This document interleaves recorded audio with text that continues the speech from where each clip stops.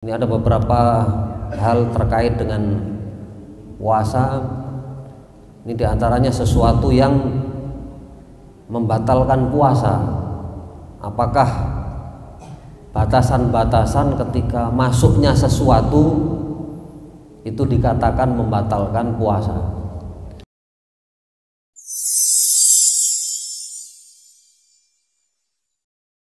Bismillahirrahmanirrahim. Assalamualaikum warahmatullahi wabarakatuh. Alhamdulillahilladzi ja'ala syahra ramadhana syahra siyam wa amarahu iddata ayyam wa sanna lailatahu sunnatal qiyam. Allahumma shalli wa sallim wa barik ala sayyidina Muhammadin khairil khalqi khairil anam wa ala alihi wa ashabihi al-mujahidin al-kiram. Rabbana iftah bainana wa baina qaumina bil haqqi wa anta khairul fatihin. Amma ba'd. Ya, insyaallah hari ini kita hari ke-6 ya. Insyaallah Ramadan ini ya jelas 29. Karena saudara-saudara kita kan sudah mulai dulu Muhammadiyah itu hari Senin. Seandainya kita 30, nanti Muhammadiyah jadi 31. Sehingga hari Selasa akhir Sya'ban itu sudah lebih dari 3 derajat. Sehingga insya Allah sudah bisa diruqyat. Sehingga malam Rabu kita sudah takbiran. Insya Allah Rabu pagi kita sudah sholat Idul Fitri. Ini 10 April ya, 10 April ini insya Allah sudah sholat Idul Fitri. Baik, ada beberapa hal penting karena ini setiap minggu sekali ya, jadi bukan di pesantren kita dari awal sampai akhir, jadi harus dipilih-pilih. Ini ada beberapa hal terkait dengan puasa. Ini diantaranya sesuatu yang membatalkan puasa. Apakah batasan-batasan ketika masuknya sesuatu itu dikatakan membatalkan puasa? Nah, di dalam kitab I'anatul Talibin ini referensi bahwa ketika sesuatu benda atau barang itu masuk, ini ya, yuftiru bidukhuli ainin, dengan masuknya benda, wa inqalat, meskipun itu ya benda itu sedikit, ila ma yusamma jaufan, kepada sesuatu yang dianggap rongga, rongga dalam ya. Ya misalnya kabatini udhunin, seperti rongga dalamnya telinga. Nah, jadi ada 5 itu ya, jadi 5 rongga itu. Jadi telinga yang dalam, kemudian tenggorokan dimasukkan gitu, terus rongga mata, kemudian mohon maaf kemaluan yang depan dan belakang. Nah kalau itu masuk benda yang kira-kira itu ke dalam itu, maka ini hukumnya membatalkan puasa. Nah bagaimana misalnya cotton bud itu ya, cotton yang masuk, nah itu memang jumhur mayoritas ulama mazhab Syafi'i termasuk di sini menyatakan hukumnya membatalkan puasa karena cotton bud tidak masuk, kecuali kalau hanya kelingking sedikit ya, kelingking ini hanya begini saja, nah itu tidak, kan tidak mungkin ini langsung masuk semuanya kan begini, itu kelingking. Nah, jadi selama itu dia sudah masuk ke rongga dalam, maka statusnya adalah yuftiru, ya dianggap ini membatalkan puasa. Nah, adapun yang madhab-madhab yang lain ya, misalnya madhab Maliki itu tidak dianggap batal, termasuk Imam Ghazali. Imam Ghazali memang pengikut Imam Syafi'i, tetapi ada beberapa pendapat yang mengarah ke madhab Maliki. Jadi menurut Imam Ghazali ini tidak dianggap membatalkan, kecuali kalau masuk ke pencernaan gitu ya, seperti misalnya suntik infus. Nah kalau suntik-suntik biasa dia tidak apa-apa, vaksin atau donor darah atau yang lain-lain. Tapi kalau sudah infus, nah ini kan makanan, nah ini sudah membatalkan puasa. Jadi jangan sampai lalu ada pejabat, nah ini saya disuntik 2 botol, tiba-tiba dia rapat lalu, kenapa anak buah saya kok loyo begini, saya kok sehat ini, ternyata rahasianya di jadi kalau sudah infus, ya ini dianggap sudah membatalkan puasa. Jadi itu banyak pertanyaan tentang korek telinga tadi ya. Jadi korek telinga selama itu sudah masuk ke dalam, termasuk itu fixed ya. Jadi fixed itu kalau inhaler itu biasa itu enggak, tetapi kalau sudah nyegrak ya, nyegrak itu masuk ke dalam, nah itu sudah dianggap membatalkan puasa. Kalau misalnya mandi di kolam atau kolam renang atau misalnya kali, nah, bagaimana kalau buang angin Pak Ustadz, kentut misalnya? Nah, itu kentut kan tidak sengaja, jadi maksudnya itu bukan sengaja memasukkan, tapi itu buang angin pas posisinya ada di dalam kolam. Nah itu tidak apa-apa ya, kecuali kalau misalnya dimasukkan ke dalam, nah ini tidak diperbolehkan.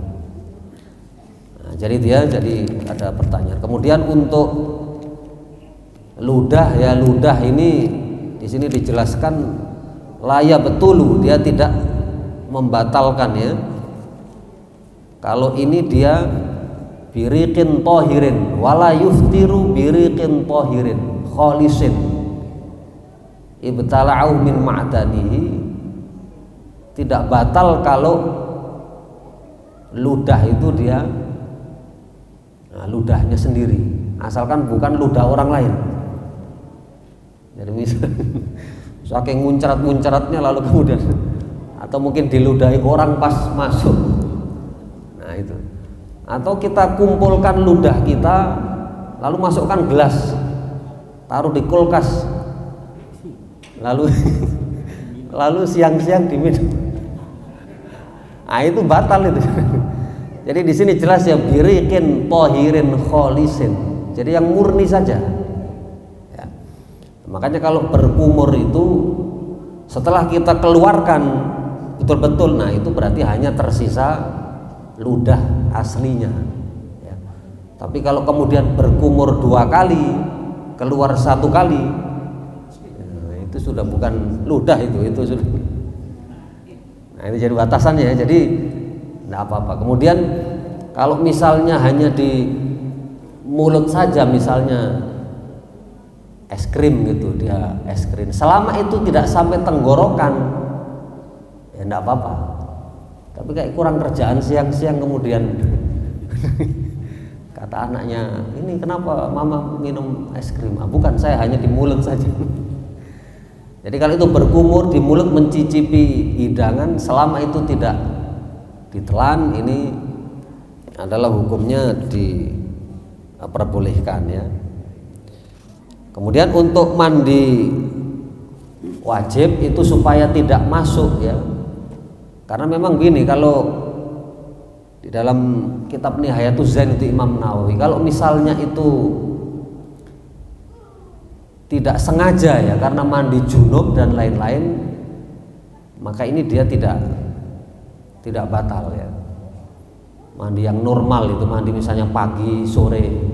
Tapi kalau dia mandi tabarut ya, tabarut ini mendinginkan ya. Jadi misalnya jam 12 lalu dia mandi, tiba-tiba kok masuk ke telinga, nah itulah yang dinamakan membatalkan puasa. Tapi kalau normal, asalkan normal, kalau mandi junub ini kan ininya kita harus kena ya, yang telinga ininya. Nah ini kadang-kadang kan masuk itu kadang-kadang ya, makanya harus berhati-hati, jangan sampai lalu begini ya. Makanya dianjurkan dilakukan sebelum fajar ya, sebelum subuh. Wa yusannu ghuslu janabatin qabla fajrin. Jadi mandi junub itu sunnahnya itu sebelum fajar. Ya li alla yasilal ma'u ila jauh ya, jadi supaya tidak masuk ke telinga tadi. Tapi seandainya ketika lalu terlambat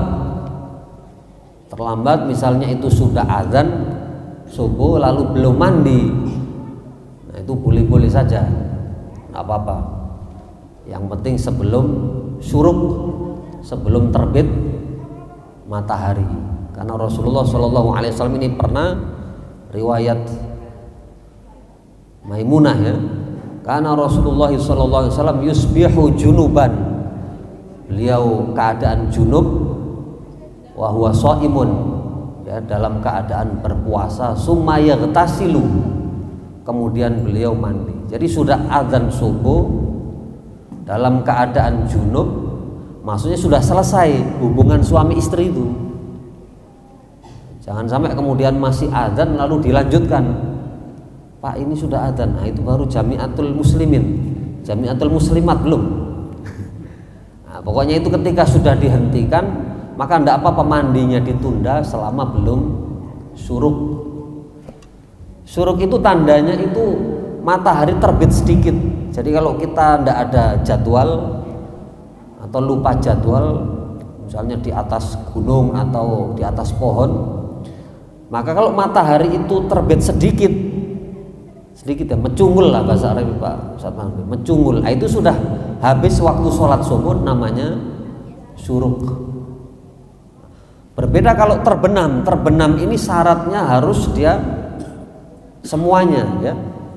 Korsu samsi ini bola matahari, dia harus terbenam semuanya baru dinamakan ghurub. Jadi jangan sampai lalu azan maghrib, kenapa kamu azan maghrib? Nah, sudah terbenam separuh. Nah, jangan, itu nunggu semuanya dulu baru selesai baru dinamakan ghurub atau maghrib. Berbeda dengan syuruk ya, syuruk itu meskipun kecil tetapi sudah dianggap untuk syuruk dan habis waktu untuk sholat subuh. Jadi tidak apa-apa puasa dalam keadaan junub belum mandi, itu tidak apa-apa ya. Yang penting tadi segera sebelum sholat subuh ya.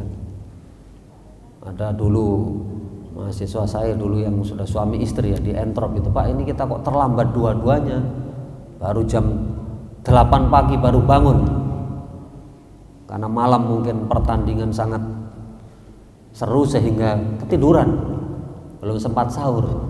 Akhirnya istrinya lanjut puasa tetapi suaminya langsung sarapan pagi.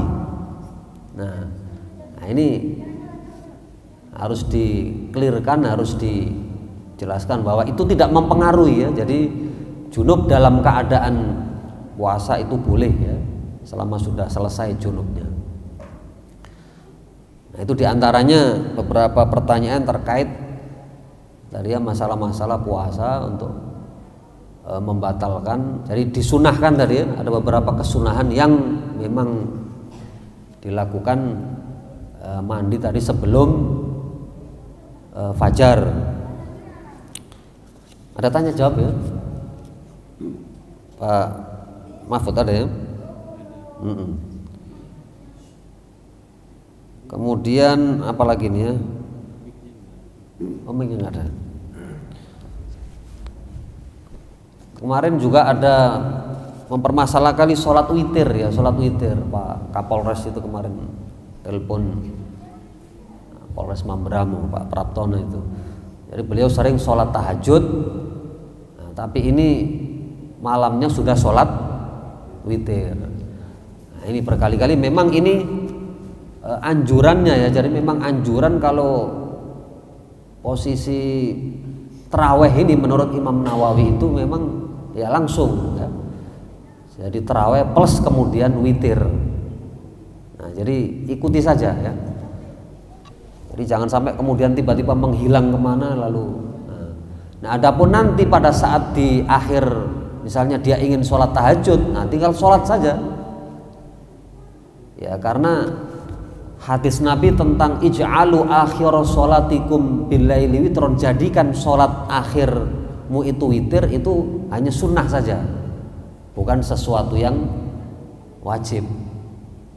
Jadi seandainya kita sholat lagi ya itu boleh-boleh saja, tetapi witirnya tidak diulangi 2 kali ya, karena la witroni fi lailatin wahidatin, tidak ada sholat witir di dalam dalam satu malam ya. Jadi satu malam itu witirnya sekali, bisa 1, bisa 3, bisa 5, bisa 9, maksimal 11. Witir itu 11 ya.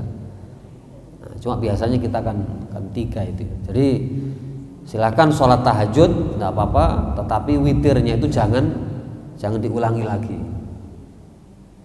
Nah, adapun menjadikan penghujung akhir sholat witir itu sunnah saja, jadi tidak ada larangan ya, bukan sesuatu yang wajib gitu ya. Jadi ada perintah-perintah di dalam Al-Quran, hadis itu ada perintah tegas dan ada perintah yang biasa-biasa. Nah kalau dia tegas, disitulah menjadi hukumnya wajib.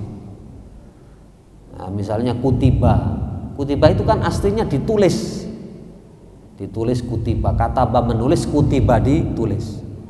Tapi kalau dia dikasih ala, maka sesuatu yang tertulis yang sudah distempel itu maka beralih menjadi diwajibkan. Jadi ibaratnya kewajiban kan, peraturan itu kan sudah tertulis, nah maka itu langsung di stempel kemudian dianggap sesuatu yang wajib. Itulah namanya kutiba alaikum. Jadi kalau farodho, kutiba atau fi'il amr yang tegas, misalnya aqimus sholah, nah itu otomatis menjadi wajib. Tapi kalau dia tidak tegas seperti tadi itu, ya jadikanlah kalian sholat witir itu terakhir. Nah itu tidak tegas, maka ini hukumnya hanya sunnah saja. Kalau larangan itu tegas, maka menjadi hukumnya haram. Tapi kalau dia tidak tegas atau Rasulullah melarang tapi melakukan, loh kok terkesan pelin-pelan begitu? Anda ada pelin-pelan, tidak ada ya. Ketika Rasulullah melarang tetapi melakukan, berarti statusnya turun menjadi makruh. Seperti minum makan sambil berdiri, itu kan ada hadisnya, la yashrobanna ahadukum qaiman, jangan sekali-kali minum sambil berdiri. Tetapi ada hadis yang lain, Anas bin Malik itu karena Rasulullah SAW yashrobu ma'a zamzam ya, menurut Anas bin Malik beliau itu pernah minum air zam-zam wa huwa qaimun, dalam keadaan berdiri. Loh kok hadis yang satu melarang, kok ini melakukan? Nah, jangan dibuang salah satunya karena ini 2 hadis sahih. Jadi kalau ada 2 hadis sahih itu para ulama caranya ini bagaimana ini untuk mendamaikan. Maka itu ada ilmunya, namanya ilmu usul fikih, al-jam'u dikumpulkan. Oh berarti statusnya makan minum itu sambil berdiri hukumnya makruh. Jadi seandainya undangan pernikahan 1000, kursinya 500, nah, berarti yang 500 kan makan sambil, nah di situ ya, nah, sehingga makruh gitu ya, makruh. Nah, jadi itu teknis ya. Jadi hukum-hukum yang 5 itu, yang nomor 5 adalah mubah itu ya boleh itu, jadi tidak ada larangan. Nah, hukum 5 itu namanya hukum taklifi ya. Hukum taklifi ini artinya sesuatu yang mukallaf, kita Islam baligh berakal. Nah itulah kemudian ada hukum 5 tadi. Saya kira mungkin itu ya, barangkali ada hal-hal yang ditanyakan terkait mungkin puasa atau tadi sholat witir. Jadi kalau muntah ini asalkan dia tidak sengaja ya. Misalnya karena masuk angin atau mungkin karena mabuk perjalanan. Ya, saya hanya kekoya saja naik mobil itu dia muntah. Nah ini kan tidak cocok. Tapi kalau naik sepeda motor dia malah lancar. Nah kalau tidak sengaja itu namanya qai ya, qai'un itu tidak membatal. Tapi kalau istiqoah ya, istiqoah itu dia memaksakan diri untuk muntah. Jadi misalnya beli ekor kuning lalu durinya kena di sini, ada langsung ogro-ogro ini. itu sudah muntah, nah, berarti ini sudah membatalkan puasa ya, karena termasuk sudah kena rongga di sini ya. Nah, jadi kalau sahur begitu, bagaimana Ustaz Manuri? Nunggu saja sampai maghrib begitu terus sudah tidur saja. Kalau biasanya kan dikasih nasi gitu masuk gitu, ya, salahnya sendiri apa sahur sambil nonton TV itu sehingga lupa akhirnya duri-duri masuk. Nah sehingga kalau memang itu dia tidak sengaja muntah itu karena mungkin masuk angin, karena dia mungkin mabuk perjalanan, nah itu enggak masalah ya. Tetapi kalau dia dengan sengaja maka ini membatalkan ya. Kenapa? Asalkan muntahnya tidak ditelan lagi ya, seperti tadi ya. Jadi mengumpulkan ludahnya di kulkas selalu ya. Mencium suami istri, nah ini boleh. Ciuman biasa ya. Tapi kalau ciumannya ini mohon maaf misalnya lidah misalnya, itu kan sudah tukar ludah itu. Sama dengan sudah tukar ludah ini kan sudah batal. Tapi kalau di sini kan dia juzu kublatun. Jadi kubla ini ya mencium biasa itu ya, mencium kening, mencium pipi. Nah, itu fala ya betulu, maka tidak membatalkan puasa. Nah, itu kublatun ya. Begitu Pak Sugoto ya. Jadi ada kesengajaan dan ada tidak. Kalau tidak sengaja maka muntah ini hukumnya tidak apa-apa ya. Qoi'un namanya ya, qoi'un. Ya muntah itu najis ya, najis dari dalam perut. Hukumnya najis, nah, sehingga harus najis mutawassito. Ini makanya harus dibersihkan. Itu. Tapi kalau hanya ludah atau ingus dan lain-lain ini suci ya. Jadi tidak najis. Ya makanya Rasulullah dulu itu kan pada saat di Masjid Nabawi itu kan begitu ya. Jadi belum ada karpet, belum ada ini. Jadi apabila engkau ludah atau dahak maka letakkan di kiri, ya, lalu dikubur dengan kaki itu, dengan diosek-osek gitu ya dengan kaki. Nah, itu caranya. Tapi ya dulu Masjid Nabawi belum ada keramik, jangan kemudian dipraktekkan sesuai sabda Rasulullah Shallallahu Alaihi Wasallam bahwasanya apabila berdahak maka taruhlah di bawah. Lalu nanti pengurus masjid nah, gitu ya. Sama dengan dulu ada badui masuk ke dalam masjid lalu kencing di situ, nah, langsung kan disuruh karena langsung meresap. Nah kalau tiba-tiba di sini ada orang kencing atau anak-anak ya itu sebenarnya tidak perlu dipel semuanya ya, cukup di posisi najis mutawassito itu, nah, lalu mengalir gitu aja ya. Jadi kalau mengalir itu ya kain dialirkan begini terus ditaruh di timba, nah sudah cukup ya, kecuali kalau misalnya kencingnya kesana kemari, nah itu.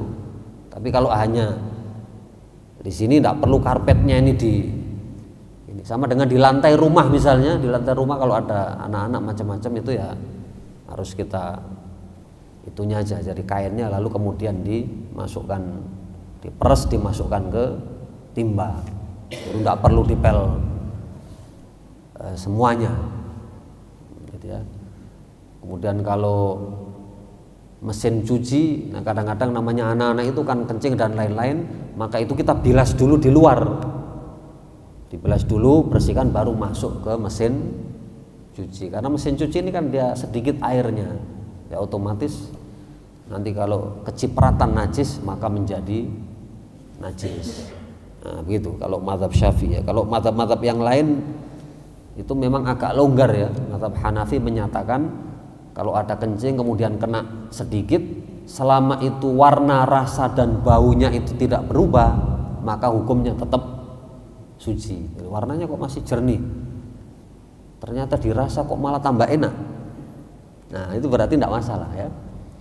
Jadi memang berbeda, ada mazhab itu memang geografis ya, karena memang mazhab Hanafi di sana itu kan airnya sedikit. Afghanistan, Pakistan itu kan gunung-gunung itu.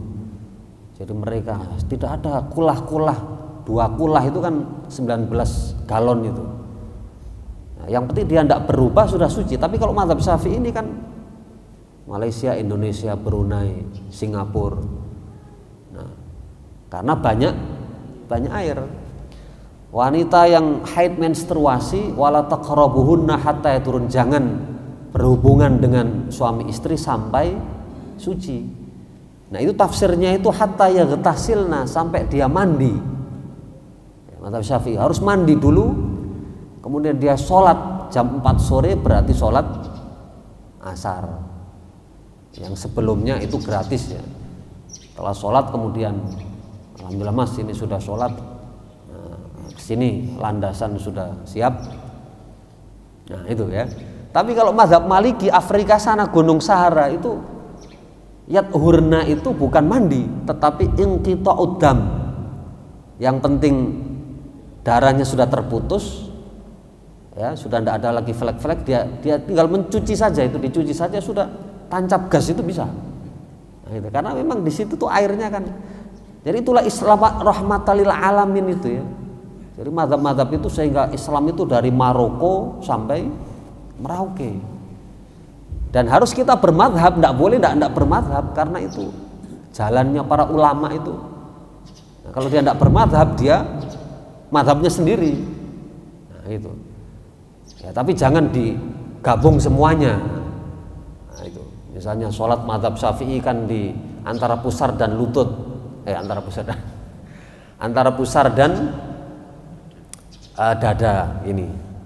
Kalau Hanafi di perut, kalau Maliki dia ndak ada takbir, ndak ada sedekapnya, Allahu Akbar begini. Nah, ya pilih salah satu, karena kita mazhab Syafi'i, ya mazhab Syafi'i saja antara dada dan ini. Jangan Allahu Akbar, Allahu Akbar, Allahu Akbar. Nah, ndak boleh gitu, harus memilih.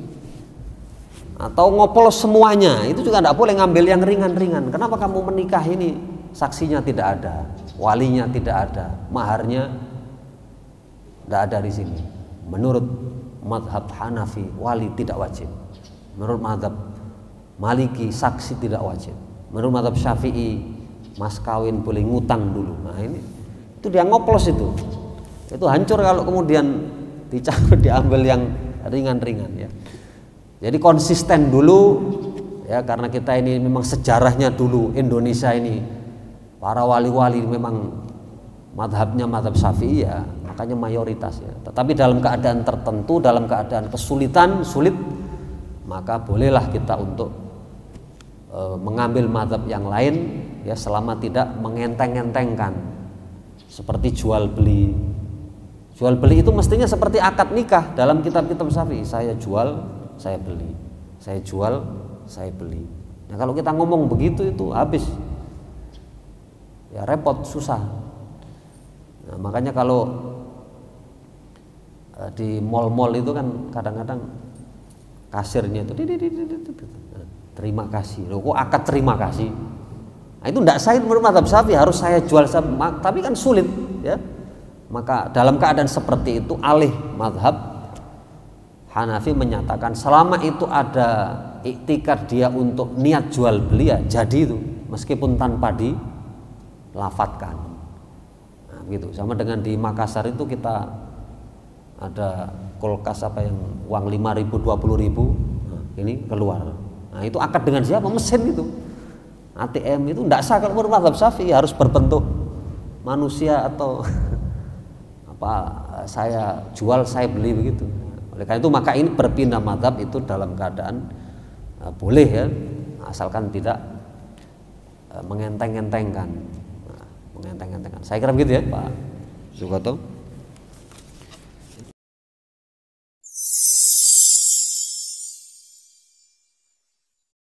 Iya, jadi itu namanya talfiq ya. Talfiq itu cross madhab. Jadi dia ngoplos itu.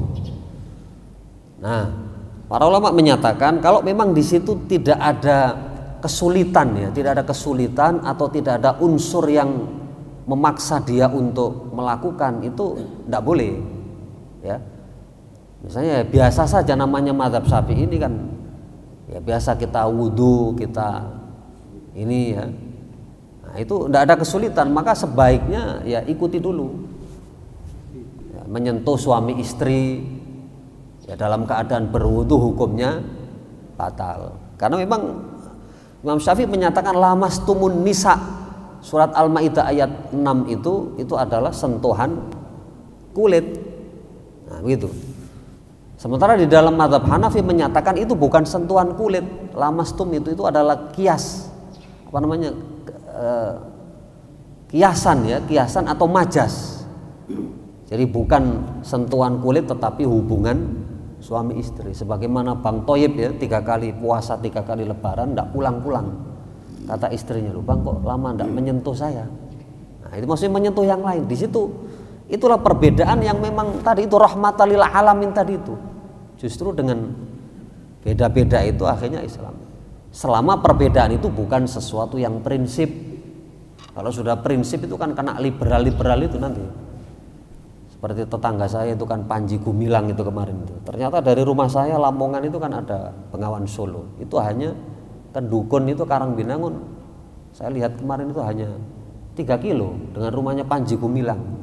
Namanya Abdus Salam. Ibunya masih ada. Akhirnya jadi syekh. Nah itu masih dengan rumah saya masih 3 kiloan ya, dekat itu. Nah karena ini sudah banyak pendapat-pendapatnya, misalnya perempuan boleh khutbah Jumat. Anda ada ceritanya, pokoknya ulama sepakat untuk khutbah Jumat itu harus laki-laki.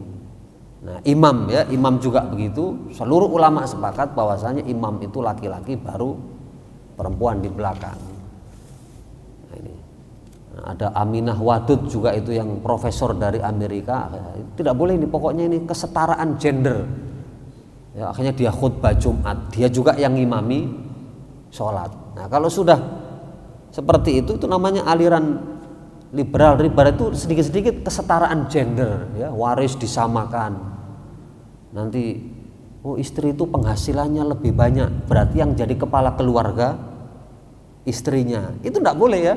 Al-Quran sudah tegas menyatakan walir rijali alaihinna darajah, dan seorang suami itu derajatnya satu tingkat, derajat kepemimpinan. Memang Allah ciptakan begitu ya, qawwamuna 'alan nisa, dia lebih. Jadi tidak boleh kemudian tiba-tiba Ibu Sri Mulyani, Bu Retno Marsudi kayaknya ini kepala rumah tangga karena suaminya. Nah, itu tidak bisa dibongkar itu. Waris 2:1. Sudah sama-sama saja.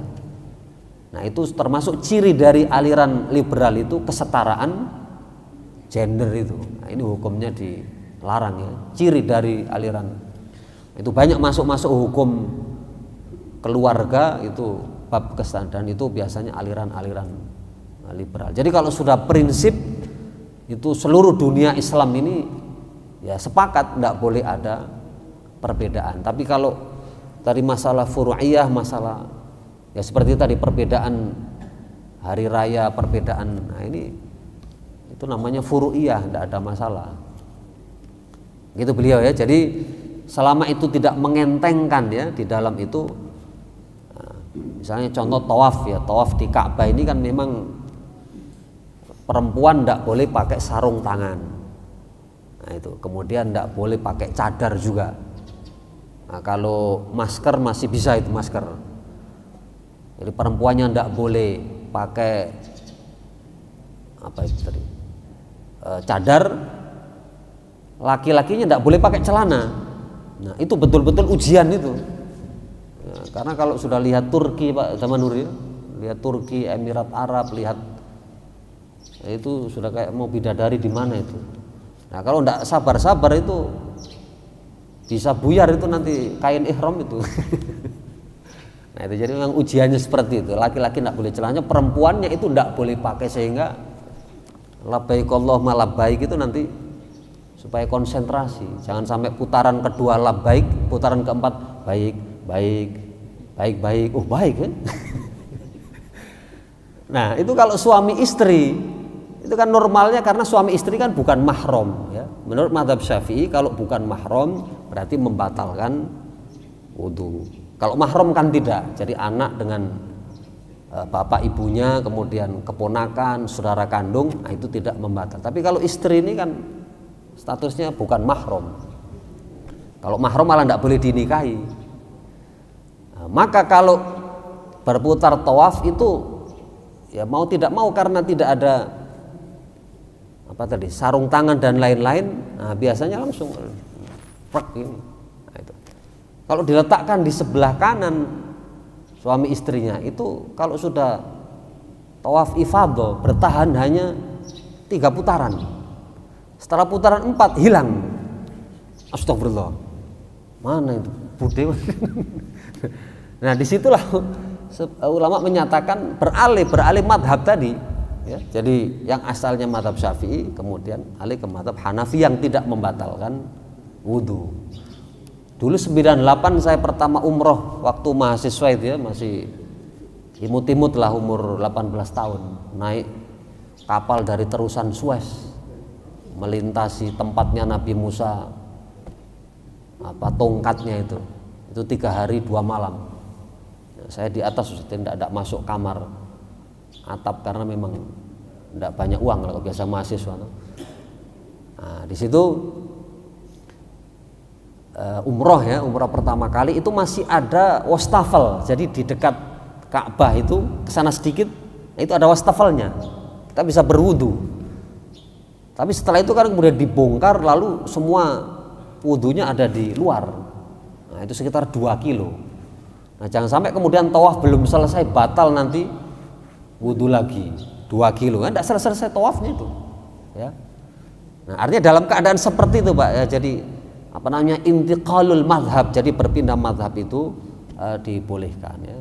Madhab Syafi'i ini memang agak ketat ya, lamastumun nisa, kecuali hanya 3 anggota tubuh ya, suami istri ini yang tidak membatalkan wudhunya. Nah, jadi rambut, jadi misalnya pamit dengan istrinya, Bu saya mau ke masjid, nah ini sudah wudhu ini, nah, maka pamitannya dengan rambut, nah, pamitannya, nah, assalamualaikum. Nanti besoknya itu kuku, nah, ting ini kuku, besoknya gigi, jadi 3 itu menurut mazhab Syafi'i tidak batal ya. Nah itu, tapi selainnya itu adalah, jadi itu perbedaan seperti itu. Kalau misalnya normal ya jangan kita ngoplos gitu, tapi kalau dalam keadaan darurat ya seperti tawaf tadi, maka mau tidak mau adalah kita mengikuti ya, begitu. Ya, termasuk misalnya kunut subuh ini kalau di Arab Saudi itu mazhabnya kan Hambali. Ya kita ikuti, jangan sampai lalu kita kunut sendiri. Allahu Akbar, saya sudah sujud. Allah, dan firman nah ini ketinggalan. Tapi kalau sudah sampai Indonesia ya itu jangan ikut di sana lagi ya, karena memang mazhab Syafi'i ya. Dulu sama-sama NU Muhammadiyah itu sama, itu dulu Kiai Ahmad Dahlan itu kan darwis, belajarnya ke Syekh Yusuf Al-Falimbani, Yasin Fadani, kemudian At-Termasi dari Pacitan, Syekh Nawawi, itu semuanya ada tempat di Masjidil Haram, tempat mazhab Syafi'i, Maliki, Hanafi, semuanya itu. Nah, sehingga ketika Kiai Darwis dan Kiai Haji Hasyim Asy'ari pulang itu sama-sama qunut subuh, ada di dalam buku itu ya. Nah, baru 1930-an Kiai Haji Mas Mansur. Nah, itu sudah kita tidak ikut mazhab Syafi'i dulu.